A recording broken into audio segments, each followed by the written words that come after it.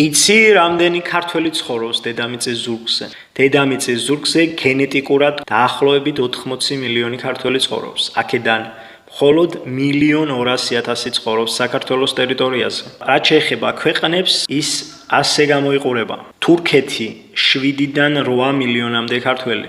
სომხეთი 400-დან 500.000-მდე ქართველი. აზერბაიჯანი დაახლოებით 1.5 მილიონი ქართველი. ირანი დაახლოებით 10 მილიონი ქართველი. ეგვიპტე 3-დან 4 მილიონამდე ქართველი. ჩრდილო კავკასია დაახლოებით 5 მილიონი ქართველი. ესპანეთი დაახლოებით 3 მილიონი ქართველი. პორტუგალია დაახლოებით 800-დან 900.000-მდე ქართველი.